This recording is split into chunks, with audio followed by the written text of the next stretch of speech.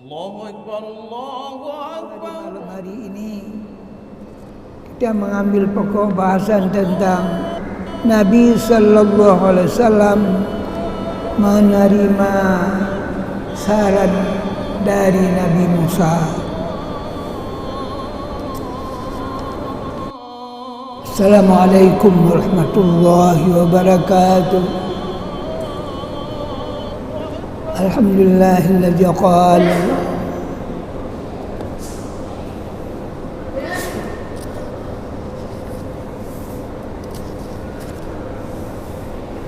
Subhanalladzi asra bi'abdihi laylan minal masjidil harami ilal masjidil aqsa alladzi barakna hawlahu linuridahu min ayatina innahu was-sami'ul basir.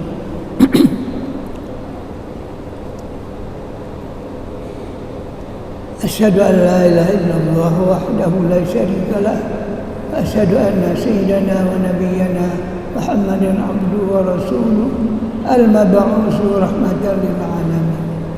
Allahumma fashalli wa sallim ala hadzal nabiyil karim wa ala alihi wa ashabihi ajma'in.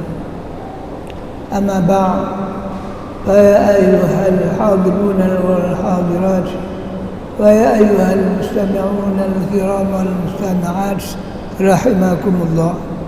Kaum muslimin, hadirin hadirat, Bapak, Ibu, saudara-saudari, sidang pendengar sekalian, di mana saja Bapak Ibu berada yang dapat mendengar siaran ini melalui halqah Ma'arif di Baitur Rahman, terutama melalui radio Baitur Rahman maupun LPP RRI Banda Aceh dan radio-radio lainnya, baik yang di Provinsi Aceh maupun di luar Provinsi Aceh yang turut merelay siaran ini dipancarkan. Baiklah, pertama-tama marilah kita memuji Allah atas segala nikmat dan anugerahnya yang telah dilimpahkan kepada kita sekalian, terutama nikmat iman dan nikmat Islam, yang dengan kedua nikmat inilah kita akan menjadi selamat dalam menjalani hidup dunia dan hidup akhirat kelak. Seterusnya marilah kita berselawat dan bertaslim kepada junjungan kita Nabi besar Muhammad sallallahu alaihi wasallam yang dengan diutusnya menjadi rasul mendatangkan rahmat untuk sekalian alam. Hadirin hadirat sidang jamaah yang dirahmati Allah, pada pertemuan kita yang ke-862 di malam hari ini, kita mengambil pokok bahasan tentang Nabi Sallallahu Alaihi Wasallam menerima saran dari Nabi Musa.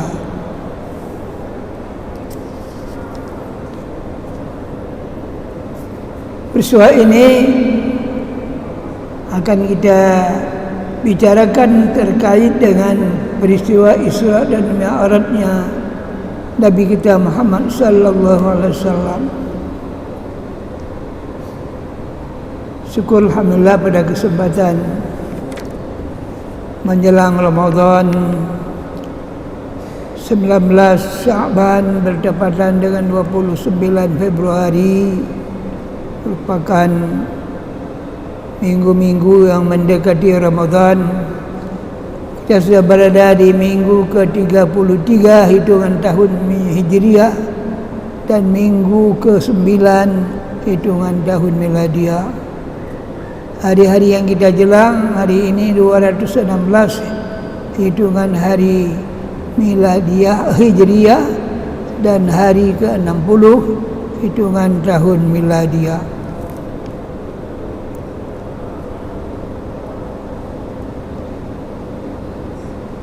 Bapak Ibu sekalian,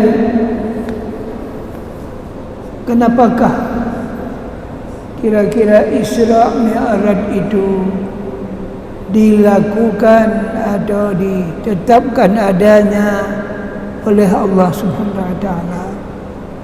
Kalau kita melihat dari firman-Nya, linuriyahu min ayatina, untuk Allah menampakkan tanda-tanda kebesarannya kepada Nabi kita Muhammad sallallahu alaihi wasallam.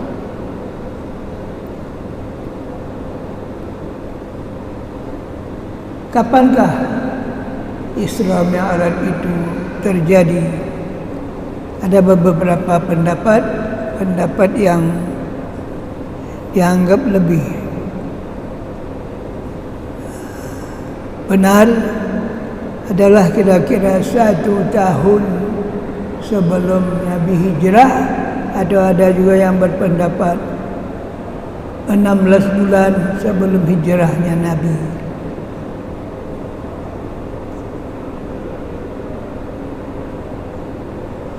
Jadi peristiwa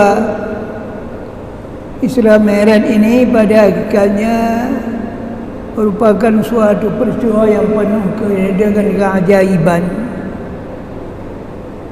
Ini kira-kira terjadi 1447 tahun yang lalu. Perjalanan yang jaraknya miliunan kilometer yang ditempuh oleh Nabi dalam masa 8 jam perjalanan, baik dalam kondisi horizontal maupun dalam kondisi vertikal. Kita pahami bahawa sebelum peristiwa Isra Mi'raj itu dilakukan atau di Isra Mi'rajkan Nabi kita beberapa malam sebelumnya sering bermimpi ketemu dengan orang-orang yang dekat, orang-orang yang Nabi belum kenal betul dengan orang-orang itu, termasuk di dalamnya Jibril. Pada malam di mana peristiwa Isra Mi'raj itu terjadi, Nabi sedang tidur di dekat Ka'bah. Nabi oleh 3 orang yang datang di dekat Nabi bertanya tentang mana dia, mana Muhammad. Akhirnya Muhammad itu ditunjukkan, wajah Muhammad itu dikenal. Muhammad pertama-tama dibawa ke sumur Zamzam, dekat sumur Zamzam, dengan tujuan Nabi dipersiapkan kekuatan fisiknya dan mentalnya dengan cara pembedahan oleh malaikat Jibril. Beliau dibedah dadanya dan perutnya, dibersihkannya, dicucinya dengan air Zamzam sebersih-bersihnya. Lalu kemudian Nabi diisrakan, dilakukan perjalanan malam dengan memakai kenderaan yang namanya burak. Nabi terus naik burak bersama Jibril. Burak itu melangkah beberapa langkah dari Masjidil Haram ke Baitul Muqaddis. Jarak yang sebenarnya perjalanan darat itu sampai 30 hari atau sebulan perjalanan ditempuh dalam beberapa detik saja. Burak membawa Nabi dan Jibril ke Baitul Maqdis di Palestina. Baru dari sana Nabi masuk ke masjid, melakukan salat sunat tahiyatul masjid 2 rakaat. Lalu Nabi baru di mi'rajkan. Isra perjalanan malam hari dari Masjidil Haram ke Masjidil Aqsa, sedangkan mi'raj dari Masjidil Aqsa Nabi itu dinaikkan seperti ada saluran tangga ke langit dunia, langit yang bisa dijangkau. Seolah-olah ada tangga itu dinaiki, maka Nabi menerobos langit dunia dan kemudian baru masuk ke langit yang namanya langit pertama yang di luar langit dunia.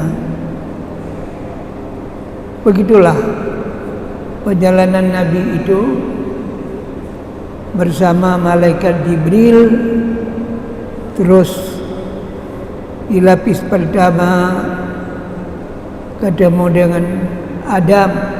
Sebelumnya Jibril mengetuk pintu langit. Kemudian ahli yang ada di langit pertama itu bertanya, "Siapa Anda?" "Saya Jibril." "Siapa bersama Anda?" "Bersama Anda Muhammad." "Apakah dia telah dibangkitkan menjadi Rasul?"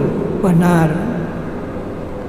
Begitulah dari langit ke langit Nabi kita terus diberangkatkan oleh Jibril dari satu langit ke langit berikutnya. Pendek kata, beberapa lapisan yang kita sebut lapisan-lapisan yang ditempuh oleh Nabi. Kalau dilihat dari sejarah, langit-langit itu kira-kira langit pertama nanti ketemu dengan Nabi Adam, langit kedua ketemu dengan Nabi Yahya dan Isa, langit ketiga ketemu dengan Nabi Yusuf, langit keempat ketemu dengan Nabi Idris, langit kelima ketemu dengan Nabi Harun, langit keenam ketemu dengan Nabi Musa, langit ketujuh ketemu dengan Nabi Ibrahim. Begitulah setiap langit Nabi memberi salam kepada mereka, kepada para penghuni langit dan Nabi yang ada di langit-langit yang disebutkan tadi.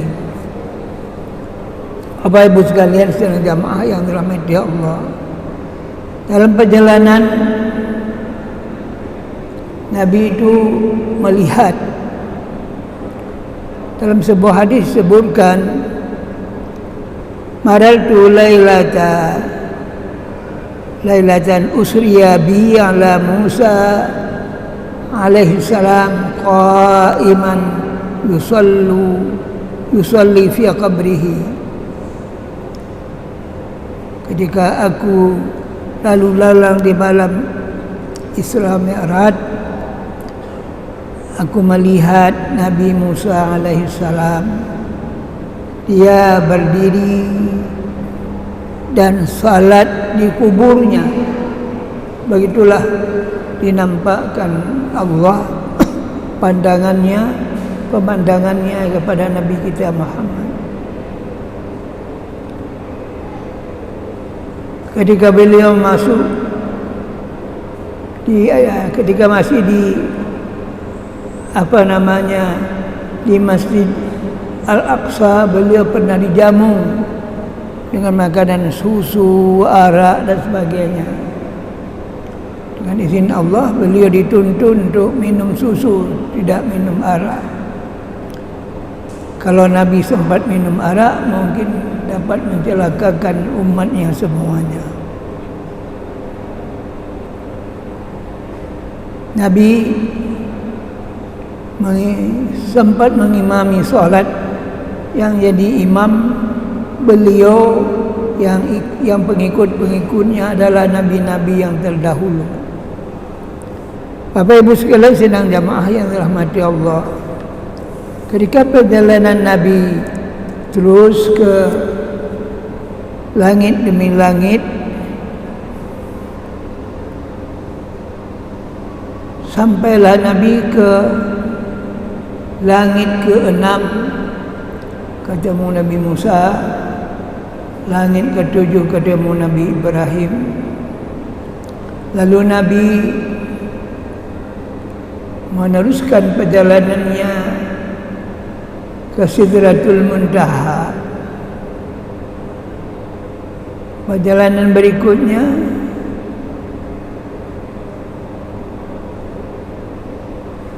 akan ketemu Allah.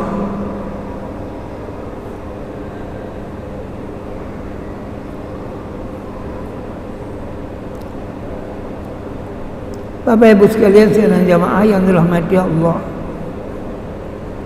Allah berada di arasnya. Dalam riwayat dikatakan Nabi pernah dekat bertemu dengan Allah. Jaraknya jarak 2 busur kira-kira. Ada yang menyebutkan Nabi melihat Allah dengan mata kepala sendiri dalam kondisi terjaga.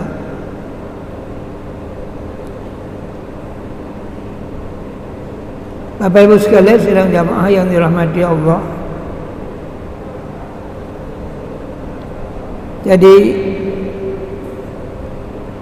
di bagian akhir perjalanan Nabi, beliau melihat apa yang namanya rap-rap atau tirai yang melindungi Allah, yang tirai itu warnanya hijau yang menutupi pandangannya. Beliau juga melihat Baitul Ma'mur. Itulah Ka'bah bagi para malaikat di langit, di mana malaikat-malaikat itu setiap saat, setiap hari sampai mereka beribadat sampai dengan 70.000 orang di Baitul Ma'mur itu, dan mereka sudah itu pergi dan tidak pernah kembali lagi sampai dengan hari kiamat. Bapak Ibu sekalian sedang jamaah yang dirahmati Allah, pada kesempatan yang pendek ini kita ingin memperbincangkan pertemuannya dengan Allah. Allah mewajibkan kepada Nabi kita Muhammad sallallahu alaihi wasallam 50 kali salat dalam sehari semalam. Nabi menerima perintah itu, sami'na wa ata'na. Tidak ada protes dari Nabi. Lalu Nabi setelah menerima perintah salat yang 50 kali itu, turun ke langit ke-7, lalu ke langit ke-6, ketemu dengan Musa. Kata Musa, apa yang kau terima dari Allah ya Muhammad? Saya menerima perintah salat 50 kali sehari semalam.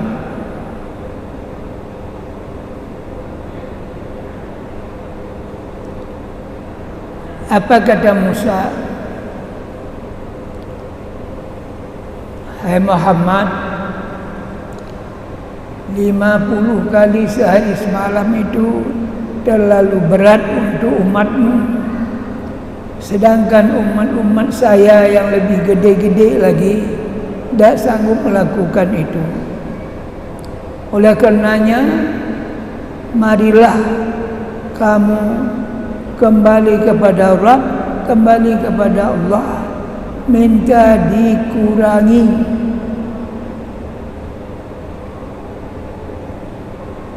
Nabi berpikir sejenak, memberikan pertimbangan terhadap saran daripada Nabi Musa. Bagaimanapun saran Musa itu harus dipertimbangkan karena dia Nabi yang tua, yang juga punya umat yang banyak.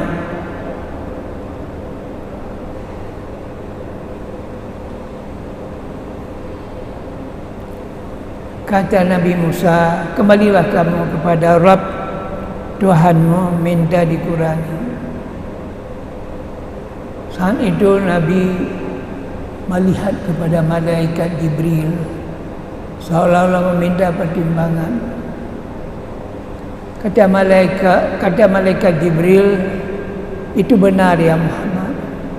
Terserah bagaimana kehendakmu sekarang.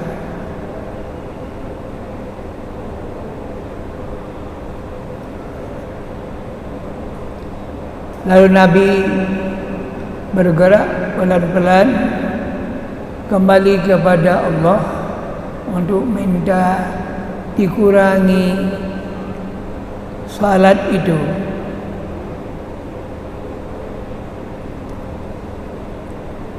Allah Subhanahu wa taala menerima permintaan Nabi, dikurangi 5 kali. Sudah itu turun lagi kepada Nabi Musa. Nabi Musa bertanya, bagaimana Muhammad, ada pengurangan? Sekarang 45 kali salat. Oh, itu masih banyak, masih tidak sanggup umatmu mengerjakannya. Kembali lagi kepada Allah, minta dikurangi lagi. Begitulah mundar-mandir Nabi kita Muhammad SAW sampai dengan hitungan 9 kali mundar-mandir ketemu Allah supaya ada pengurangan. Akhirnya salat itu dikurangi 5 kali 9 3 45. Sekarang tinggallah salat itu 5 kali sehari semalam.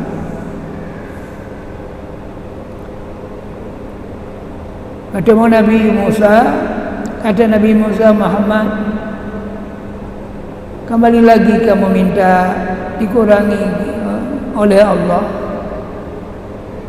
Nabi menjawab, saya merasa malu untuk kembali lagi minta dikurangi.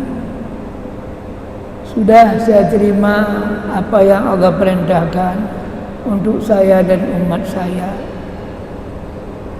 Begitulah akhirnya Nabi berprinsip, berpendapat setelah mendengar nasihat dari Nabi yang tua, Nabi Musa. Beliau telah menerima saran-saran itu dengan sebaik-baiknya. Bapak Ibu sekalian, ketika Nabi dalam perjalanan Isra Mi'raj melihat dalam peristiwa Mi'rajnya itu Nabi Musa. Di saat itu Nabi kita Muhammad tidak bisa memahami kenapa Allah menampakkan Nabi Musa. Sekarang baru jelas ketika itu sudah di Isra Mi'rajkan antara Musa dan Nabi Muhammad, terjadi dialog yang panjang untuk menghadap Allah supaya salatnya dikurangi. Peristiwa ini cukup membahagiakan kita sekarang. Kalaulah itu diterima 50 kali, Masya Allah, mungkin kita tidak sanggup melakukannya, sibuk dengan ibadat saja. Begitulah Allah menyurati apa kehendaknya dalam suratannya antara Nabi Muhammad dan umatnya dengan kehendak Allah. Sebab di Sidratul Muntaha itu Nabi pernah mendengar ada coretan pena. Itu semua catatan perjalanan manusia, orang demi orang dari masa ke masa, semua tercatat itu, tertulis semacam sudah termaktub itu perjalanan seorang demi seorang. Nabi melihat bunyi coretan itu, mendengar bunyi coretan itu. Bapak Ibu sekalian, Ini juga jadi iktibar kepada kita. Kalau pada suatu saat ada orang yang lebih tua, ada orang yang lebih mengerti, memberi masukan kepada orang-orang tertentu, memberi masukan kepada pemimpin-pemimpin tertentu, itu harus didengar, lalu dipertimbangkan baik-baik, jangan ditolak. Dengar dulu kenapa diberi arahan atau bimbingan oleh orang-orang tua kepada orang-orang muda dalam masalah-masalah tertentu. Karena orang tua itu masa hidupnya sudah panjang, pengalaman hidupnya sudah panjang. Dia sudah merasa asam garamnya dalam menjalani hidup di dunia. Oleh karenanya banyak betul nasihat-nasihat orang tua itu yang patut dipatuhi. Umpamanya pemimpin-pemimpin kita yang sekarang itu, kalau ada staf-staf yang diangkat orang-orang tua yang berilmu pengetahuan, mereka menjadi staf ahli, itu harus diperhatikan nasihat-nasihat mereka. Karena semua nasihat itu bukan untuk menjerumuskan pemimpin, tapi untuk membantu kegiatan pemimpin itu supaya dia bekerja lebih baik, bekerja lebih teratur. Apa-apa yang selama ini belum terpikirkan oleh dia, ada pikiran itu datang daripada orang-orang tua yang dahulu, yang memberi saran, memberi masukan, yang harus didengar, dipertimbangkan masa-masa untuk dijalankan. Pasti yang memberi saran itu bukan untuk menjerumuskan, bukan untuk menghancurkan, tapi semuanya untuk membangun. Namanya saran yang membangun, bukan yang mencelakakan. Begitulah akhirnya peristiwa yang terjadi antara Nabi Musa dengan Nabi Muhammad sallallahu alaihi wasallam. Karena mendengar saran daripada Nabi Musa, sehingga Nabi bolak-balik sampai 9 kali. Karena Nabi Musa paham benar, nanti umatmu Muhammad kecil-kecil dibandingkan dengan umat saya yang gede-gede orangnya. Umat kamu kecil-kecil, tidak sanggup melakukan pekerjaan ibadat yang berat, maka minta dikurangi. Dan Nabi mempertimbangkan dan juga minta pertimbangan dari Jibril. Jadi ketika sebelum terjadi minta dikurangi salat kita yang 50 kali, Nabi sudah konsultasi dengan Nabi Musa, dan juga Nabi konsultasi dengan malaikat Jibril. Kata Jibril, itu benar Muhammad, jika kamu kehendaki untuk meminta kurang, ya lakukanlah. Kira-kira begitu pendapat Jibril. Bapak Ibu sekalian sedang jamaah yang dirahmati Allah, sebenarnya dalam pertemuan Isra Mi'raj itu sesuatu yang Allah buat rekayasa, buat peristiwa yang seperti sekarang ini, sehingga semua hamba-hamba Allah sekarang berterima kasih kepada Nabi kita Muhammad yang bolak-balik minta kurang salatnya atas saran yang diberikan oleh Nabi Musa alaihissalam. Semoga saran-saran itu bermanfaat dan Nabi Muhammad melakukannya dengan segala kepayahannya, sampai ada rasa malu untuk minta dikurangi lagi setelah salat itu tinggal 5 kali. Ketika saat itu Nabi mendengar ada seruan dari langit, aku telah kurangi jumlah salat itu sekarang aku telah tetapkan 5 kali sehari semalam untuk umatmu. Maka sekarang terjadilah salat kita cuma 5 kali dalam sehari semalam. Atas kesempatan mendengar saran-saran yang diberikan oleh Nabi Musa kepada Nabi kita Muhammad sallallahu alaihi wasallam. Bapak Ibu sekalian, inilah hal-hal yang bisa dipetik dari peristiwa Isra dan Mi'raj. Mudah-mudahan kita ini berselawat kepada Nabi dan juga berterima kasih selawat kita kepada Nabi Musa atas saran yang diberikan kepada Nabi kita Muhammad SAW, sehingga sekarang salat kita yang 5, 1 kali salat kita sama dengan 10 kira-kira. 1 kali 10 kali nilainya itu 1 kali salat sama dengan 10 waktu, karena Allah telah mengatur hal yang demikian. Mudah-mudahan ada manfaatnya dari kajian kita yang pendek ini. Semoga Allah memberi kita kemampuan untuk melakukan ibadat salat dengan sebaik-baiknya, apakah itu salat sunat atau salat fardu yang akan kita lakukan lebih-lebih menghadapi Ramadan yang akan datang ini. Subhanakallahumma wa bihamdika asyhadu an la ilaha illa anta astaghfiruka wa atubu ilaika. Amiltu su'an aw zalamtu nafsi faghfir li fa innahu la yaghfiru dzunuba illa anta. Aqulu qawli hadha wa astaghfirullahal azim. Hadana Allah wa iyyakum ajma'in. Wassalamualaikum warahmatullahi wabarakatuh. الحمد لله رب العالمين. اللهم صل على سيدنا محمد وعلى آله وصحبه أجمعين. اللهم أعنا على ذكرك وشكرك وحسن عبادتك. ربنا اغفر لنا ذنوبنا ولوالدينا وارحمهم كما ربونا صغارا. ولجميع المسلمين والمسلمات والمؤمنين والمؤمنات الأحياء منهم والأموات برحمتك يا أرحم الراحمين. اللهم انصر سلطاننا وسلطان المسلمين. اللهم اصلح شأننا وشأن المسلمين.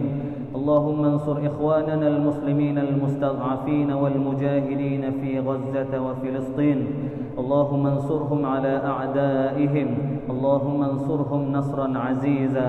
اللهم أعز الإسلام والمسلمين وأهلك الكفرة والمشركين ودمر أعداءك أعداء الدين واجمع كلمة المسلمين على الحق يا رب العالمين. اللهم إنا نعوذ بك من جهل البلاء ودرك الشقاء وسوء القضاء وشماتة الأعداء بحرمة من أرسلته رحمة للعالمين. ربنا آتنا في الدنيا حسنة وفي الآخرة حسنة وقنا عذاب النار. وصلى الله على سيدنا محمد وعلى آله وصحبه وبارك وسلم. والحمد لله رب العالمين. الفاتحة ورحمة الله. أعوذ بالله من الشيطان الرجيم. بسم الله الرحمن الرحيم. الحمد لله رب العالمين. الرحمن الرحيم. مالك يوم الدين. إياك نعبد وإياك نستعين. اهدنا الصراط المستقيم. صراط الذين أنعمت عليهم غير المغضوب عليهم ولا الضالين.